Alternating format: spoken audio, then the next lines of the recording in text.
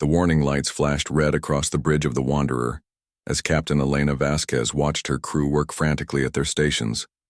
The exploration ship had been on a routine mission to survey the outer reaches of their solar system when everything went wrong. "Captain, the hyperdrive is completely fried," called out Marcus Webb from the engineering station. His hands moved quickly over the controls, but his face showed the truth they all knew. They were stuck in deep space with no way home. "Life support?" Elena asked, keeping her voice calm even though her heart was racing. 6 days, maybe 7 if we're careful, replied Dr. Sarah Chen from her science station. The xenobiologist had volunteered for this mission, hoping to find signs of alien life.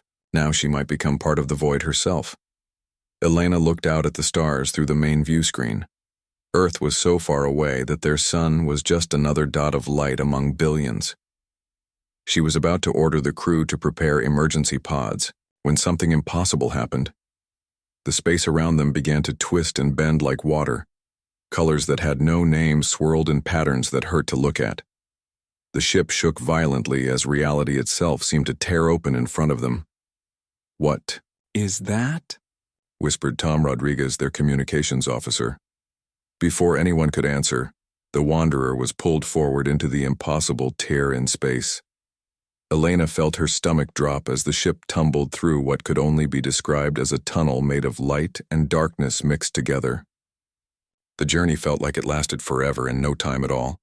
Then suddenly they were somewhere else. The view screen showed them a scene from a nightmare. Massive ships, each one the size of a small city, fired weapons that lit up the darkness. Explosions bloomed like deadly flowers as smaller vessels tried desperately to escape the giants hunting them. "Are we seeing this right?" Marcus asked, his voice barely above a whisper. Elena stared at the battle raging before them. These were not human ships. The designs were all wrong, with curves and angles that seemed to follow rules that human engineers had never learned. Some ships looked like they were grown rather than built, with organic shapes that pulsed with inner light. Others were geometric nightmares of sharp edges and glowing symbols. "It's a space battle," Sarah said, her scientist mind already working despite their impossible situation. Between different alien species, the larger ships were clearly winning. Their weapons cut through the smaller vessels like knives through paper. Elena watched as escape pods launched from dying ships only to be destroyed by precise laser fire. No mercy was shown. No quarter was given. "Captain." Tom's voice was tight with fear. "We're being scanned." Elena felt ice form in her stomach. One of the massive warships had turned toward them. It was approaching fast, its hull covered in weapon batteries that could turn the Wanderer into dust in seconds. "Should we run?" Marcus asked. Elena almost laughed. "Run where?" They were lost in space with a broken hyperdrive, watching alien ships destroy each other. Running was not an option they had. "No," she said quietly. "We wait and see what they want."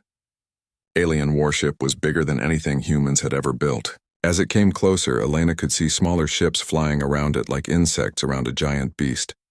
The main ship itself was dark gray with red markings that seemed to glow with their own light. "They're hailing us," Tom reported. "At least, I think they are. The signal is unlike anything in our databases." "Put it through," Elena ordered. The view screen flickered and changed. Instead of the battle outside, they now saw the bridge of the alien ship. Elena's breath caught in her throat. The creature looking at them was clearly intelligent, but definitely not human. It stood nearly 8 feet tall, with gray skin that had a metallic shine. Its face was long and narrow, with 4 eyes arranged in a square pattern. When it spoke, its voice was deep and seemed to come from multiple throats at once. "Unknown vessel," the alien said in perfect English that somehow sounded wrong coming from that mouth. "You will prepare for boarding. Resistance will result in destruction." Elena looked at her crew. All 4 of them were scared, but they were also curious. After all, this was first contact with alien life. It was what they had dreamed of finding, even if the circumstances were not what they had hoped for. "Understood," Elena replied. "We will not resist." The alien tilted its head, as if surprised by her response. "You accept capture without protest?"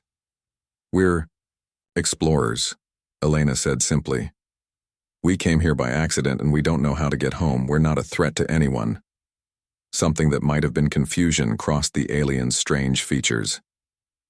You are not afraid? Elena considered the question. She was afraid, of course, they all were. But fear was something explorers learned to live with. We're concerned about our situation, she said. But fear won't help us understand it. The alien stared at her for a long moment. I am Admiral Kethavar of the Hegemony Imperial Navy. Your species is unknown to us. You will be taken for processing. The communication ended and the view screen returned to showing the space battle. But Elena noticed that the fighting was ending. The smaller ships were all destroyed or fleeing. The large gray warships were forming up in precise formations. Processing, Marcus repeated nervously. That doesn't sound good. Maybe it just means they want to learn about us like we want to learn about them, Sarah suggested, though she didn't sound convinced. 20 minutes later, they felt the Wanderer being pulled into the belly of the massive alien warship. The docking bay was enormous, filled with smaller craft that still dwarfed their exploration vessel. Hundreds of aliens moved around the bay, all of them wearing what looked like military uniforms. Remember, Elena told her crew as they prepared to leave their ship. We represent all of humanity right now. Let's show them who we are. The airlock opened, and they stepped out to meet their captors. The aliens were even more impressive up close. Some were like Admiral Kethavar, tall and gray with multiple eyes. Others were completely different. Some looked like walking trees made of metal, while others were small and quick with too many arms. But they all carried weapons, and they all looked at the humans with the same expression. Elena realized it was surprise. Whatever these aliens had expected from a new species, it was not four humans walking calmly out of their ship with their hands empty and their faces curious rather than terrified. Admiral Kethavar approached them. Up close, Elena could see that his skin really was metallic, like living silver. His four eyes studied each human carefully. You are the leader?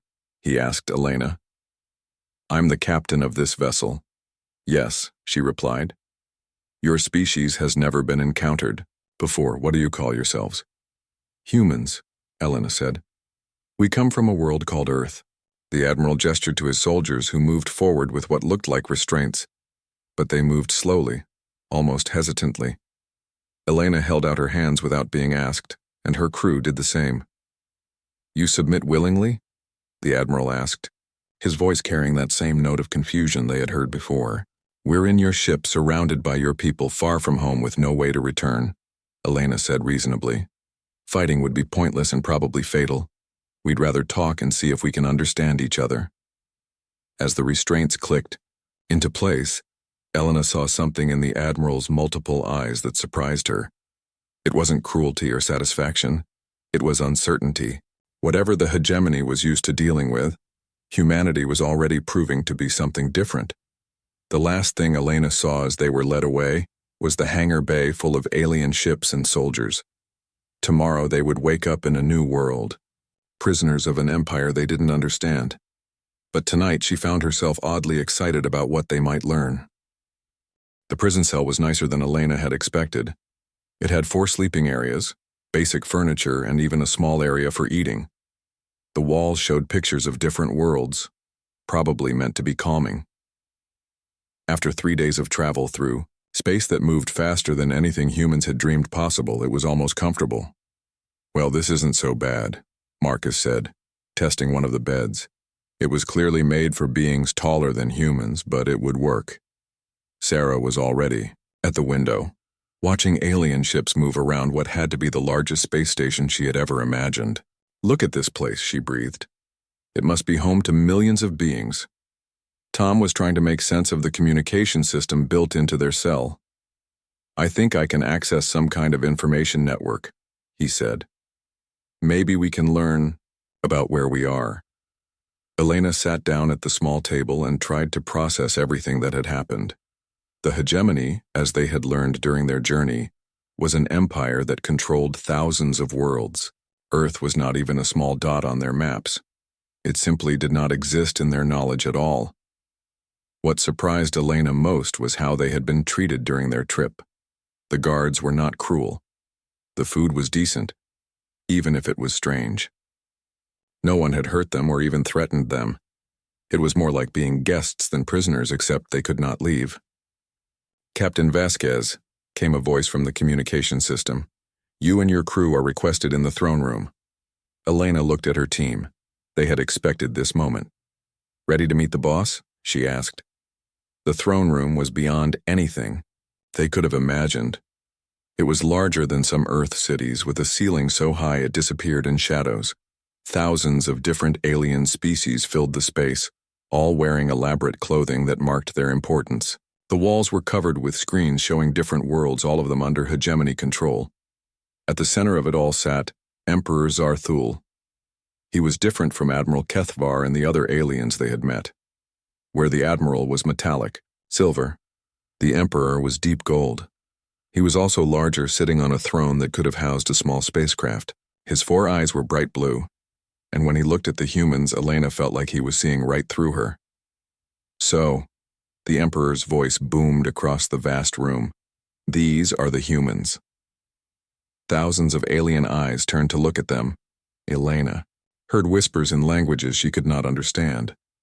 She felt her crew move closer together, but not in fear, more like teammates preparing to face a challenge together. "Your Majesty," Elena said, giving a small bow because it seemed polite. "Thank you for seeing us." A ripple of surprise went through the crowd. Apparently, thanking the Emperor was not what usually happened. "You are not afraid," the Emperor observed, leaning forward on his massive throne. "Should we be?" Elena asked honestly. "You've treated us well so far. We're curious about your empire and your people." The Emperor studied them for a long moment. "Every species we encounter does one of 2 things when brought before me. They either beg for mercy, or they make threats they cannot back up. You do neither. Begging seems pointless since we don't know what we've done wrong," Sarah said, stepping forward slightly. "And threats would be silly since we're 4 people from a species you've never heard of standing in front of the leader of an empire with thousands of worlds. But we are interested in learning," Elena added, "about your history, your culture, how you built something this incredible." The Emperor's 4 eyes blinked in a pattern Elena was starting to recognize as confusion. Around the throne room, aliens whispered to each other in growing agitation. "You want to learn about us?" the Emperor asked. "Of course," Tom said, unable to hide his excitement. "This is the greatest discovery in human history. We're standing in a room with beings from across the galaxy. Every one of you represents entire worlds of knowledge and experience. Your technology is amazing," Marcus added, looking around at the displays and equipment that lined the walls. "The engineering that went into this station alone must represent centuries of advancement." The Emperor looked to his advisors, several of whom approached the throne and began speaking in hushed tones. Elena could not understand the words, but the body language was clear. They were concerned about something. After several minutes of discussion, the Emperor raised one hand, and the whispers stopped. "You will be our guests while we decide what to do with your species," he announced. "You will be given quarters and allowed to observe our empire." "Thank you, Your Majesty," Elena said. "May I ask a question?" The Emperor nodded. "How many species are part of your empire?" "Over 3,000 intelligent species serve the hegemony," the Emperor replied with obvious pride. "That's incredible," Sarah said, her scientific mind clearly racing. "The diversity of life, the different evolutionary paths, the various solutions to environmental challenges." "You see this as positive?" asked one of the Emperor's advisors, a being that looked like it was made of living crystal. "Of course," Elena said. "Every species that exists proves that life finds a way to thrive in different conditions. Each one has solved problems that others might not even know existed." The crystal being exchanged looks with other advisors. Elena was beginning to realize that the humans' responses were not what anyone had expected. "Your Majesty," Elena continued, "would it be possible for us to meet some of the other species? We'd love to learn from them." "Learn from them?" the Emperor repeated slowly. "Every species must have unique knowledge," Elena explained. "Ways of thinking that are different from ours. technologies we never imagined, art and music and stories that could teach us new ways to see the universe. The Emperor was quiet for a long time. Finally, he spoke. You will be taken to the diplomatic quarter. You will share space with representatives from other worlds. He paused, his blue eyes studying the humans carefully. We will observe how you interact with species that have been part of our empire for many generations. As they were led away, from the throne room, Elena heard the Emperor speaking quietly to his advisors. She could not understand the words, but she recognized the tone. It was the same voice she used when she encountered something that did not fit her understanding of how things worked. The diplomatic quarter turned out to be a large section of the station where beings from different worlds lived while conducting business with the hegemony. It was like nothing Elena had ever seen. A maze of different environments designed to accommodate species with completely different needs. Their new quarters were larger and more comfortable than their cell had been.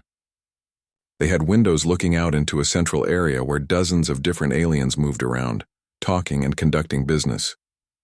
Look at them all, Sarah whispered, pressing her face to the window. There were beings that looked like walking plants, others that seemed to be made of living light, some that were clearly aquatic but moved in suits filled with water. I wonder what their worlds are like, Tom said. What kind of societies they come from. Only one way to find out, Elena said, heading for the door. Captain, Marcus asked, are we allowed to just go out there? Elena smiled. They said we could interact with the other species. Let's go introduce ourselves. As they stepped out into the common area, Elena noticed that conversations stopped. Beings turned to stare at them with expressions that ranged from curiosity to concern. Word had apparently spread about the strange new species that had thanked the Emperor and asked questions instead of begging or threatening. Elena approached the nearest group, 3 beings that looked like they were made of different colored metals. Hello, she said simply. We're humans. We're new here. One of the metal beings, this one a deep copper color, spoke in a voice like wind chimes. You are the ones who were brought before His Majesty? Yes, Elena nodded. I'm Elena. These are my friends Sarah, Marcus, and Tom. I am Veltar of the Resonance Worlds, the copper being said. These are my associates. We represent our people in trade negotiations. What do your worlds trade? Sarah asked with genuine interest. The 3 metal beings looked at each other. You wish to know about our commerce? We want to know about everything, Tom said with a grin. Your worlds, your people, your culture. We've never met anyone from outside our own planet before. What followed was the strangest conversation any of them had ever experienced. The beings they met were surprised by human curiosity, confused by their friendliness, and completely unprepared for their genuine interest in learning. By the end of their first day in the diplomatic quarter, Elena realized they had attracted quite a crowd. Beings from dozens of different species had come to observe the humans who asked questions instead of making demands, who seemed genuinely happy to meet new people, and who treated everyone they met as potentially interesting friends rather than competitors or threats. As they settled into their quarters that evening, Elena looked out at the stars through their window. Somewhere out there was Earth, with all of humanity going about their daily lives completely unaware that first contact had been made. Captain, Sarah said quietly, I don't think we're what they expected. Elena nodded. The question is, what are they going to do about it? 3 weeks after arriving at the diplomatic quarter, Elena and her crew were eating breakfast when Admiral Kethvar arrived, with what looked like bad news written across his metallic features. The Emperor has made a decision about your species, he announced without greeting. Elena set down her cup of the strange but pleasant drink they had been served. We're listening. You will be sent to different worlds within the hegemony. This will test your people's ability to adapt and survive in various conditions. The Admiral paused, his 4 eyes studying their faces. Most species do not survive these tests. What kind of worlds? Marcus asked. Mining worlds, war zones, punishment colonies. The Admiral's voice carried a note of something that might have been regret. Places where the weak die quickly, Elena looked at her crew. Tom was nervous but trying to hide it. Marcus was already thinking about the engineering challenges they might face. Sarah looked almost excited about seeing new worlds, even dangerous ones. "When do we leave?" Elena asked. The Admiral blinked in that confused pattern they had seen before. "You do not protest? You do not ask for mercy?" "Would it help?" Elena asked practically. "No." "Then we'll make the best of it," she said simply. "Will we be kept together?" "No. Each of you will be sent to a different location." Elena felt her heart sink a little at that news, but she kept her expression calm. "Can we have a few minutes to say goodbye to each other?" The Admiral nodded and stepped back. Elena pulled her crew into a small circle. "Remember," she said quietly, "we're representing humanity. Whatever happens, we show them who we are. We help where we can, we learn what we can, and we survive." "What if we never see each other again?" Tom asked, his voice shaking slightly. "Then we make sure that wherever we go, we leave things a little better than we found them," Sarah said firmly. "That's what humans do." They hugged each other, something that made the watching aliens very uncomfortable, and then they were separated. Elena was sent to Charnos, a mining world that existed in the shadow of an active volcano. The surface was covered with toxic clouds, and the workers lived underground in tunnels carved from living rock. It was exactly the kind of place designed to break spirits and crush hope. The mine supervisor, a creature that looked like a walking skeleton made of black metal, explained the situation to Elena in simple terms. "You dig or you die. The quotas are set. If you do not meet them, you do not eat. The weak are removed." Its voice sounded like grinding gears. "Questions?" "Just one," Elena said. "Where do I start?" The supervisor had clearly expected begging or crying, or at least some kind of protest. Elena's simple acceptance seemed to confuse it as much as it had confused everyone else they had met. Elena was assigned to Tunnel 7, where she met her work crew. There were 12 of them, from 6 different species, all looking exhausted and defeated. They had the hollow eyes of people who had given up hope. "New meat," grumbled one of them, a being that looked like a giant insect with tool hands instead of regular hands. "How long you think you'll last, soft skin?" "Long enough to learn your names," Elena replied, settling down on a rock next to them. "I'm Elena." The insect being stared at her. "You want to know our names?" "Of course, we're going to be working together." What followed was the strangest shift change in Tunnel 7's history. Elena learned that the insect being was called Clicks and came from a world where his people lived in hive cities. The small blue creature next to him was Pip, whose planet had been conquered 3 years ago. There was Gornash, who looked like a walking boulder, and Trill, who seemed to be made of living water held together by some kind of energy field. As they talked, Elena noticed that the other workers were listening. When had anyone asked about their homes? When had anyone cared about their stories? "Time to work," announced Clicks, hefting his mining tools. "Try to keep up, soft skin." The work was brutal. The tunnels were hot from the volcanic activity above, and the air was thick with dust that made breathing difficult. The quotas were set impossibly high, designed to ensure that workers had to push themselves to dangerous limits just to survive. But Elena had spent years on exploration missions where conditions were harsh and resources were limited. She had learned to pace herself, to find efficient ways to work, and most importantly, to notice when her teammates were struggling. "Clicks," she called during their first break. "Your left tool hand is sparking. That's going to slow you down and might be dangerous." The insect being looked down at his hand. "Been doing that for weeks. No replacement parts for my kind." Elena examined the tool carefully. "I'm not an expert on your physiology, but this looks like a connection problem. Maybe we can jury-rig something." Using spare parts from her own human mining equipment and some creative thinking, Elena managed to fix Clicks's tool hand. It was not perfect, but it worked better than it had in weeks. Word spread quickly through the tunnels that the new human had fixed something instead of just complaining about it. Over the next few days, other workers started bringing Elena small problems: broken equipment, efficiency issues, safety concerns that the supervisors ignored. Elena could not fix everything, but she tried to help with what she could. More importantly, she listened to the other workers' problems and treated them like people instead of just fellow prisoners. It was Pip who first noticed the change. "Tunnel 7's numbers are up," the small blue being said one evening as they rested after their shift. "First time in months we've all met quota." Gornash, the boulder-like being, nodded slowly. "Work feels easier somehow." Elena realized. They were right.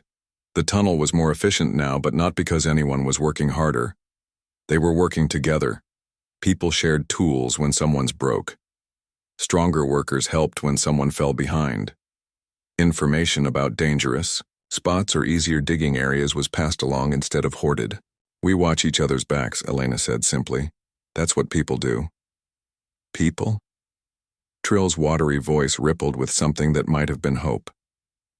"We are just slaves here." "You're people to me," Elena said firmly. "All of you. And people take care of each other." 3 months later, Tunnel 7 had the highest production numbers on Charnos. But more than that, it had the lowest injury rate, the best safety record, and something that mine supervisors had never seen before: workers who seemed almost content despite their terrible circumstances. The change was spreading to other tunnels. Workers were talking to each other more. Small acts of kindness were becoming common. The constant undercurrent of despair that had hung over the mines for years was lifting. The mine supervisors were deeply disturbed by these developments. Slaves were not supposed to be happy. Workers were not supposed to help each other. The system was designed to keep everyone isolated, desperate, and competing against each other for survival. When they complained to their superiors, they were told that similar reports were coming in from other worlds where humans had been placed. On the war-torn world of Corvin Prime, Marcus had somehow convinced both sides of a bitter conflict to let him set up neutral medical stations. Wounded soldiers were being treated regardless of which side they fought for, and Marcus was teaching basic field medicine to anyone who would listen. Tom had been sent to the Despair Penal Colony, a place designed to break the spirits of political prisoners. Instead of being broken, he had organized educational programs and somehow started what could only be described as a community college in the middle of a prison. Sarah had been placed on a factory world where environmental conditions were so bad that most workers died within a year. She had not only survived, but had improved air quality in her section by redesigning the ventilation system, and was teaching other workers how to grow food in the poisoned soil. The reports that reached Emperor Zarthol's desk all said the same thing. Wherever humans were placed, conditions improved, not because the humans rebelled or fought the system, but because they made everything around them work better simply by being themselves. "They are not conquering," Admiral Kethvar reported during a private meeting with the Emperor. "They are not even trying to escape. They are just making friends. And somehow, that is changing our entire empire." The Emperor studied the reports in silence for a long time. "How is this possible?" he finally asked. "I do not know, Your Majesty. But whatever they are doing, it is spreading. Other species are adopting their behaviors. Productivity is up across multiple sectors, but so are requests for better treatment. Some worlds are reporting that their control structures are becoming unnecessary." The Emperor's 4 blue eyes narrowed. "Unnecessary?" "When workers are content and productive, when they help each other instead of competing, when they see their guards as people to talk to instead of enemies to fear." The Admiral paused. "Traditional methods of control become obsolete." For the first time in his long reign, Emperor Zarthol felt something he had never experienced before. It was not fear of an enemy fleet or concern about rebellion. It was confusion about how 4 beings from an unknown world were unraveling his empire without even trying. "Continue monitoring them," he ordered. "And Admiral?" "Yes, Your Majesty?" "Find out what they want. Every species wants something. Find out what it is." But the Admiral suspected he already knew the answer to that question. The humans wanted exactly what they had said they wanted from the beginning: to learn, to help, and eventually, 6 months after the humans had been scattered across the hegemonies. Harshest worlds, Emperor Zarthul called an emergency meeting of his High Council. The massive chamber that had once echoed with confident plans for conquest, now filled with worried voices discussing something that had never been a problem before: peace. 17 systems have submitted requests for administrative reform, reported General Vextar, his scaled hands clenching and unclenching as he spoke. They are not rebelling, Your Majesty. They are asking politely for changes to labor laws, prison conditions, and military protocols. Asking politely? The Emperor's voice carried a dangerous edge. Yes, Your Majesty. They cite improved efficiency and productivity as justification for their requests. They present detailed reports showing how small changes in treatment of workers leads to better results. High Advisor Mordine, a being of pure energy contained within a crystalline shell, pulsed with agitation. This is clearly the humans' influence. Wherever they have been placed, these ideas spread like a virus. The Emperor turned to Admiral Kethvar. Status report on the human subjects.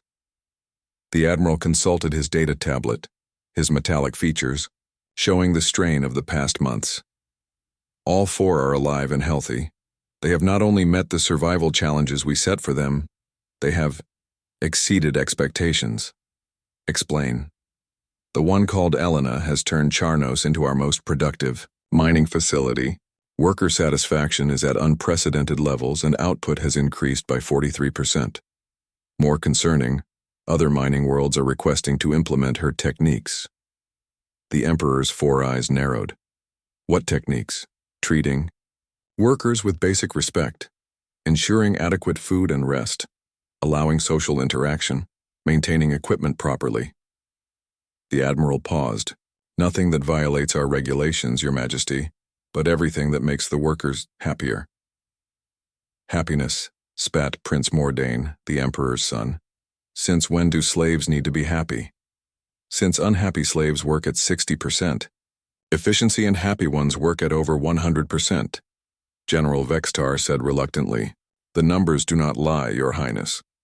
The Emperor stood and began pacing behind his throne, something he had not done since the early days of building his empire. What about the others? Marcus Webb has somehow ended a 7-year conflict on Corvin Prime, the Admiral continued. Not by force, but by getting both sides to realize they were fighting over resources that could be shared instead of divided. Both factions are now requesting permanent medical stations and asking for him to mediate other disputes. Sarah Chen has solved environmental problems on Industrial World Gamma 7 that our best engineers said were impossible to fix.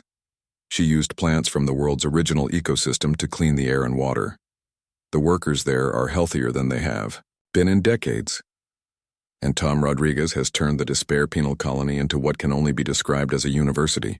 Political prisoners who were meant to be broken are instead learning new skills, sharing knowledge, and some are actually asking to extend their sentences to complete their education.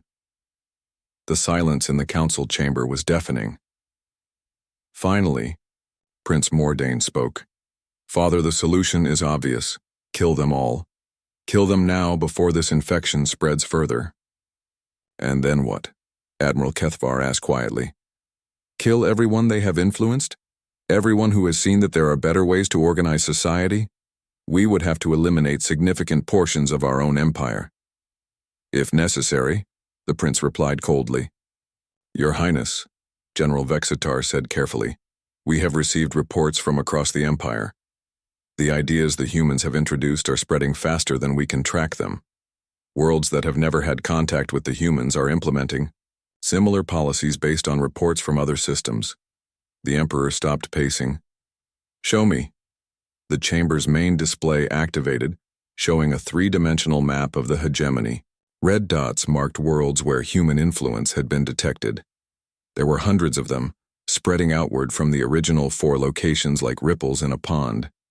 It started with simple things, Admiral Kethvar explained.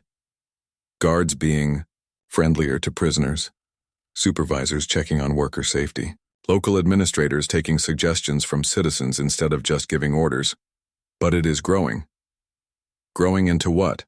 The Emperor demanded. Change, Your Majesty. Voluntary change, systems that have operated through fear and force for centuries, are discovering they can be more effective through cooperation and mutual benefit. High Advisor Mordane's crystalline form flared brighter. This is unacceptable. Our power comes from being feared. If our subjects stop fearing us, they will stop obeying us. Will they? General Vextar asked. Because the reports suggest otherwise. Productivity is up. Crime is down. Military recruitment has increased because people want to serve rather than being forced to. Tax collection has improved because citizens understand how the money is used for their benefit. The Emperor stared at the display for a long time. Each red dot represented a world where his absolute authority was being questioned, not through rebellion, but through the simple realization that there might be better ways to live. Your Majesty, Admiral Kethvar said quietly, there is something else. What? We have intercepted communications between various worlds. They are not planning rebellion or discussing independence. They are sharing ideas about governance, asking questions about how to improve their societies, and in some cases, requesting guidance from the hegemony on how to implement these changes. They want our help to change? The Emperor asked, his voice barely above a whisper. Yes, Your Majesty. They still respect the Empire and your authority. They just want that authority to be different. Prince Mordane's form blazed with anger. Father, you cannot be considering this. Our empire was built on strength, on the understanding that we rule because we have the power to destroy anyone who opposes us. If we start listening to requests and treating subjects like equals, the entire structure will collapse. Will it? The Emperor asked, studying the display. Or will it evolve? The council chamber erupted in shocked whispers. Evolution was not a concept that the hegemony leadership had ever seriously considered. Your Majesty, General Vextar said carefully, what are you thinking?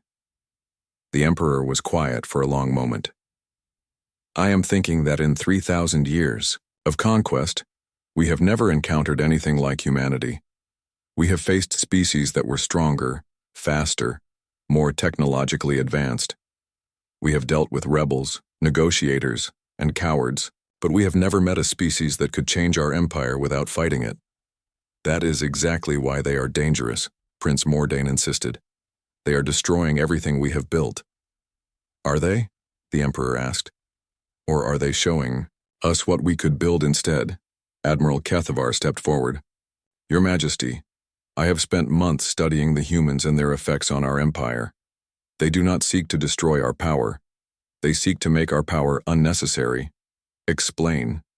They create conditions where people want to cooperate, where conflicts are resolved through discussion, where everyone benefits from working together. In such conditions, the need for authoritarian control simply disappears. The Emperor turned away from the display and faced his council. And what happens to us in this scenario? That, the Admiral said quietly, is what I believe we need to ask them. Prince Mordane's form flared with outrage. You want to negotiate with 4 primitives from an unknown world. I want to understand what they want from us, the Emperor said firmly. Every species we have ever conquered wanted something: resources, territory, revenge, freedom. The humans seem to want nothing except to be helpful and eventually return home. That makes them either the most innocent species in the galaxy or the most dangerous. Your Majesty, Admiral Kethavar said, there is one more thing you should know. Yes? Intelligence reports suggest that some of our own military commanders are beginning to adopt human influence policies, not because they have been ordered to, but because they have seen the results and believe them to be more effective. The Emperor felt something cold settle in his stomach. If his own military was starting to think like the humans, then the infection had spread further than anyone had realized. Bring them back, he ordered. Your Majesty? General Vextar asked. All 4 humans. Bring them back to the capital. If they are going to destroy my empire, I want to look them in the eyes and understand how they plan to do it. As the council dispersed to carry out his orders, Emperor Zarthul remained alone in the chamber, staring at the display of his empire. The red dots marking human influence continued to spread even as he watched, like a gentle plague of contentment and cooperation. For the first time in his reign, he wondered if the greatest threat to his empire might also be its greatest opportunity. But that was a thought too dangerous to share with anyone except perhaps the humans themselves. After all, they seemed to be the only ones in his empire who were not afraid to tell him the truth. Elena had not expected to see her crew again. When the transport arrived at Charnos to collect her, she felt a joy so intense it surprised her. The other miners had lined the tunnels to see her off, something that had never happened before in the history of the facility. "Take care of each other," she told Clicks, gripping his repaired tool hand. "Remember, you are people, not just workers." "We will remember, Elena of Earth," the insect being replied, "and we will tell others." The reunion with her crew on the transport was emotional. Marcus looked healthier than when she had last seen him, though he carried new scars from his time in the war zones. Tom had somehow managed to stay cheerful, despite months in a prison colony. Sarah was practically glowing with excitement about all the things she had learned and accomplished. "Did you know," Sarah said as they traveled back to the capital, "that each world we were sent to is now being studied as a model for other facilities? They want to understand how we did what we did." "We didn't do anything special," Tom said. "We just treated people like people." "Apparently that was special enough," Marcus replied quietly. When they arrived back at the capital station, they were not taken to a prison cell or the diplomatic quarter. Instead, they were escorted to what could only be described as a palace suite, complete with windows overlooking the throne chamber and access to the Empire's information networks. "VIP treatment," Marcus observed, testing one of the luxurious chairs. "Either they are planning to execute us in style or something has changed." They did not have long to wonder. Within hours of their arrival, Admiral Kethvar came to collect them personally. "The Emperor wishes to speak with you," he said. "This time it will be a private audience." As they walked through corridors Elena remembered from months ago, she noticed differences. Guards nodded respectfully instead of glaring. Administrative personnel looked up from their work with curiosity rather than fear. The atmosphere of the entire station felt lighter. The throne room had been transformed. Instead of thousands of observers, there were only a dozen beings present, the Emperor's closest advisors and highest-ranking military officers. The Emperor himself sat not on his massive throne, but in a smaller chair that had been placed at ground level. "Captain Vasquez," the Emperor said as they approached. "Welcome back." "Thank you, Your Majesty," Elena replied. "Thank you for allowing us to see each other again." The Emperor studied them with his 4 blue eyes. "You have been interesting guests." Elena waited, sensing that this conversation was going to be unlike any they had experienced before. "Tell me," the Emperor continued, "what do you want?" "The same thing we have always wanted," Elena said simply. "To go home and share what we have learned with our people." "That is all?" "That is all." Prince Mordain, standing to the Emperor's right, stepped forward. "You expect us to believe that?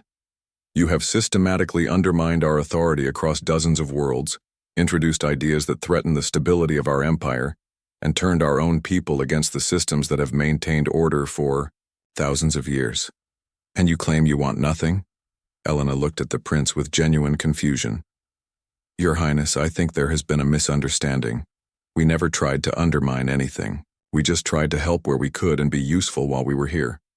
By destroying our power structure," the prince accused. "By showing people that they could work together instead of against each other," Sarah said quietly. "I don't understand how that destroys anything." General Vextar spoke up. "Because cooperation makes force unnecessary. And without the need for force, the justification for absolute rule begins to crumble." Tom blinked in surprise. "But isn't that good? If people are happy and productive and working together, why do you need to force them to do anything?" The silence that followed his question was deafening. "You truly do not understand," Admiral Kethvar said finally. "You have given our people something more dangerous than weapons or rebellion. You have given them the belief that things can be better." "Hope," Elena said, understanding at last. "You are afraid of hope." The Emperor leaned forward in his chair. Our empire exists because billions of beings believe that the alternative to our rule is chaos and death. We maintain order through the understanding that we are strong and they are weak, that resistance is futile, and that their only choice is obedience or destruction. But what if that is not their only choice? Marcus asked. What if they could choose cooperation? Sarah added. What if they could choose to participate in building something better instead of just enduring something terrible? Tom continued. What if, Elena said quietly, they did not need to be ruled at all but could be led? Emperor Zarthul was silent for a long moment. When he spoke, his voice was barely above a whisper. Do you realize what you are suggesting? I am suggesting nothing, Your Majesty, Elena replied. I am just asking questions. Questions that every leader in my empire is now asking themselves thanks to your influence, Prince Mordain said angrily. Questions that threaten everything we have built. Your Highness, Elena said gently, may I ask you something? The prince glared at her but nodded. Are you proud of ruling through fear? I am proud of maintaining order, he snapped. But are you proud of the fear? Elena pressed. When you look out at your empire, are you happy knowing that your people obey you because they are afraid of what will happen if they do not? It is effective, the prince said, but his voice lacked conviction. So is cooperation, Marcus said, and it feels better for everyone involved. The emperor stood and began pacing, just as he had during the council meeting months ago. What you are asking me to consider, he said slowly, is the transformation of everything I have ever known. You are asking me to give up absolute power in favor of what? Absolute respect, Elena said simply. The emperor stopped pacing. Explain. Right now, your people obey you because they fear the consequences of disobedience. But what if they obeyed you because they believed in your wisdom? What if they followed your lead because they trusted that you wanted what was best for them? What if, Sarah added, instead of ruling an empire, you led a community? A community of 3,000 species spread across thousands of worlds? The emperor asked skeptically. It would be challenging, Elena admitted, but not impossible. Communities can be very large if they are built on shared values and mutual benefit. Admiral Kethvar stepped forward. Your Majesty, I have been monitoring the effects of human influence for months. The changes they have introduced do not weaken the empire. They strengthen it. Productivity is up. Conflicts are down. Loyalty is actually increasing because people feel valued rather than threatened. But what happens to us, Prince Mordain demanded? What happens to the leadership, to the nobility, to those who have spent their lives maintaining the current order? Tom looked genuinely puzzled. Why would anything happen to you? You would still be leaders. You would just be leading differently. Instead of ruling through fear, you could guide through wisdom, Marcus explained. Instead of demanding obedience, you could inspire cooperation. Instead of being feared, Elena said, you could be loved. The emperor sat back down heavily. And if I refuse, if I order all of you executed and try to suppress the changes you have introduced? Elena considered the question seriously. Then you will probably succeed, at least for a while. But Your Majesty, you cannot unknown what your people have learned. They have seen that there are other ways to live, other ways to organize society. That knowledge will not disappear just because we do. It will spread, Sarah agreed. Maybe slowly, maybe in secret, but it will spread. Because once people know that they can be happy and productive and free, it becomes very hard to convince them to be miserable and oppressed instead. The emperor looked around the throne room at his advisors and military leaders.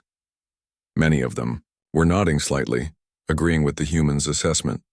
And if I accept, he asked, if I try to transform an empire built on conquest into a community built on cooperation? Then you become the leader of the greatest social experiment in galactic history, Elena said. You become the emperor who chose evolution over extinction, growth over stagnation, hope over fear. You become, Tom added with a grin, really, really famous in a good way. Despite everything, the emperor almost smiled at that. He was quiet for a long time, thinking about everything he had heard. Finally, he looked directly at Elena. "Captain Vasquez," he said formally, "I hereby grant you and your crew permission to return to Earth." Elena felt her heart jump. "Thank you, Your Majesty." "But," the Emperor continued, "I have a request." "Yes? I would like you to carry a message to your people. Tell them that the hegemony, or whatever we choose to become, would very much like to establish formal diplomatic relations with humanity." "I will be happy to deliver that message," Elena said. The Emperor stood and walked to the great windows that looked out over his empire. "You know," he said quietly, "in 3,000 years of ruling, no one has ever asked me if I was proud of the fear I inspired. It was an interesting question." "What was your answer?" Elena asked gently. The Emperor was quiet for a long moment. "No," he said finally. "I was not proud of it. I was never proud of it. Thank you for watching, and comment for next part."